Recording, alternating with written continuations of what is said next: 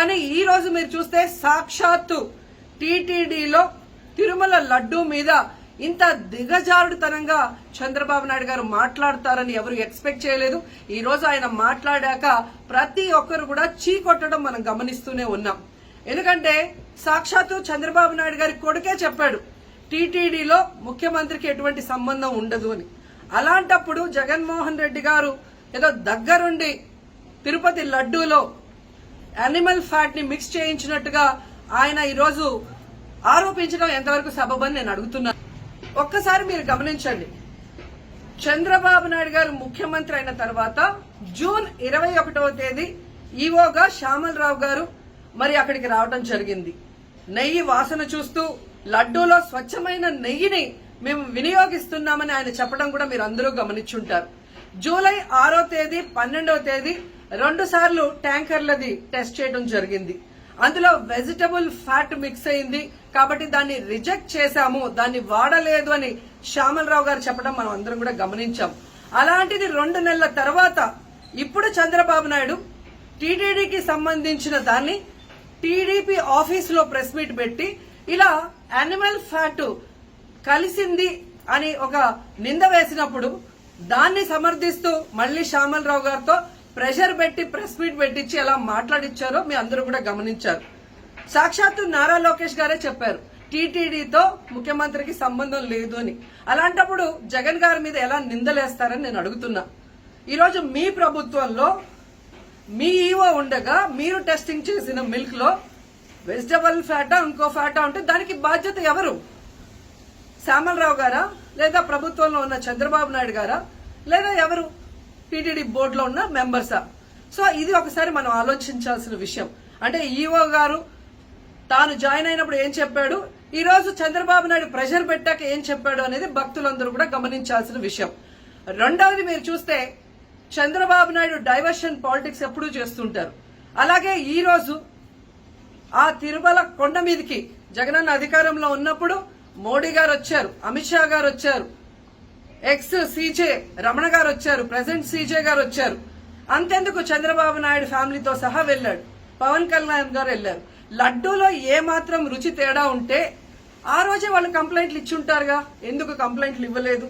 ఇప్పుడు ఆ 5 సంవత్సరాల్లో ఏదో జరిగిందని నింద వేయటానికి ఈ రోజు టీటీడీని ఎంచుకొని తిరుమల తిరుపతి దేవస్థాన ప్రతిష్టను దిగజార్చడం ఎంతవరకు కరెక్ట్ అని భక్తులందరూ కూడా ఒకసారి ఆలోచించాల్సిన అవసరం ఉంది.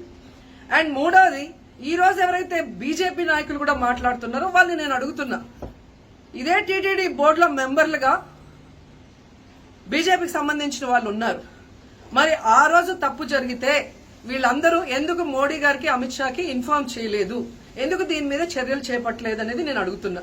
అలాగే ఈరోజు తెలుగుదేశం పార్టీ అధికార పార్టీలో ఉన్న వేమిరెడ్డి ప్రశాంతి గారు ఆ 5 సంవత్సరాల కాలంలో ఈ పర్చేసింగ్ కమిటీలో 5 సంవత్సరాలు ఉన్నారు.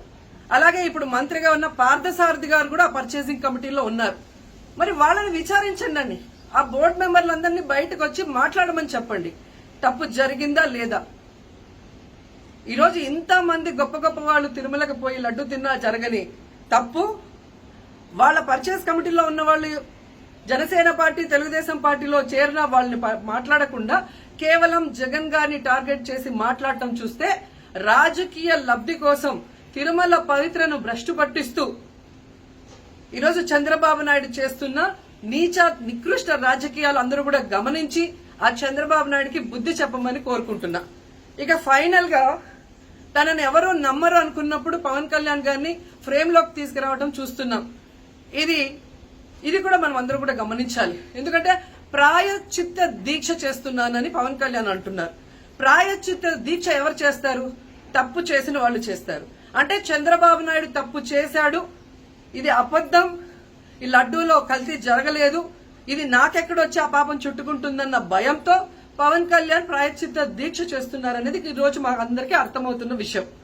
ఎందుకంటే ఈ రాష్ట్రంలో తిరుమల కొండ మీద 1000 కాళ్ల మండపాన్ని కొట్టేసింది చంద్రబాబు నాయుడు, దుర్గా గుడిలో క్షుద్ర పూజలు చేయించింది చంద్రబాబు నాయుడు, విజయవాడలో 25కు పైగా పవిత్రమైన దేవాలయాల్ని కూర్చింది చంద్రబాబు నాయుడు, పూజల్లో బూట్లు వేసుకొని పూజలు చేస్తూ అన్ని తొక్కేసింది చంద్రబాబు నాయుడు గారు.